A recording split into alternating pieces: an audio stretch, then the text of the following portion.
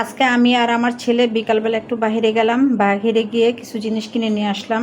কি কি কিনে নিয়ে আসলাম এখন আমি আপনাদেরকে সেটা দেখাবো।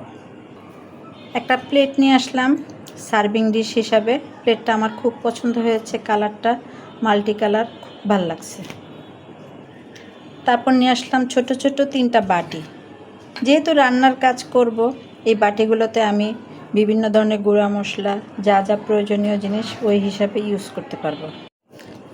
একটা ছোট ট্রে নিয়ে আসছি। এই ট্রেটা আমি বিভিন্ন কাজে ব্যবহার করতে পারবো।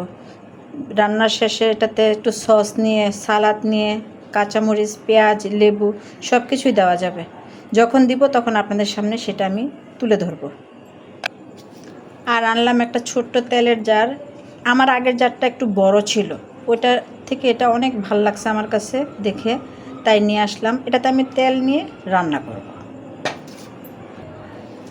সব শেষে নিয়ে আসলাম একটা মানি প্লান্টের লতা।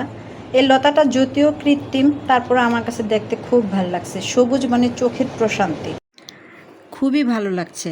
আমি যখন রান্না করব তখন রান্নার পাশে ডেকোরেশন করার কাজে ব্যবহার করব। আপনাদের কেমন লাগছে কমেন্টে জানাবেন। অবশেষে দেখুন তো আমাদের সব কিছু একসাথে আপনাদের কেমন লাগলো। আল্লাহ হাফেজ।